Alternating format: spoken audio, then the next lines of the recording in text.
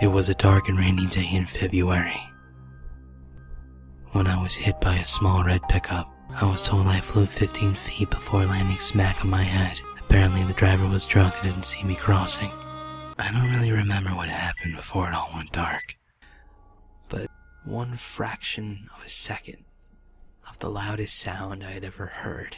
4 weeks I slept, in a coma that many feared I would never come out of. It took me a minute or so to adjust my blurred vision upon waking, and when it did, I had no idea what to think. I was placed in a ward of children and teens with major bodily harm or disease.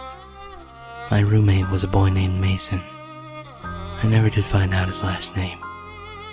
For the time in which I slept, he found out bits and pieces of me from my various visitors, my favorite color, what music I liked, and other things.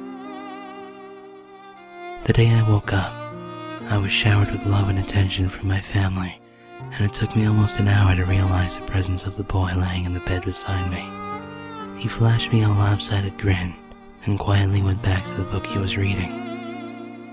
Eventually I was left in peace, and after about 20 minutes of mental debate, I spoke up and asked him his name. His voice was smooth and low, and never failed to make me shudder. We spent the rest of the evening playing 20 questions and becoming familiar with each other. He had Hodgkin's disease. Over the weeks, the chemo began to take its toll. His brown curls thinned to almost nothing.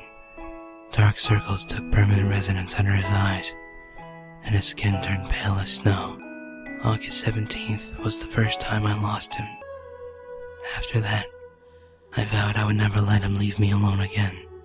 We decided to steal away in the night together. I bundled him up, then we drove away in my mother's car until we arrived at an old cabin my family would stay in during the holidays. Mason and I couldn't be any happier. I don't care that I'm on the news every night, or that every cop in the county is looking for me. All I care about is being with Mason forever. Even if his flesh is crawling with maggots and beginning to peel off his bones, even if the smell of his rotting cadaver never fades from my skin, his lips are still warm at night, and he often whispers sweet secrets into my ear before we sleep. No one, not the police, doctors, or anyone else can ever separate us. I'm ready for them when they come.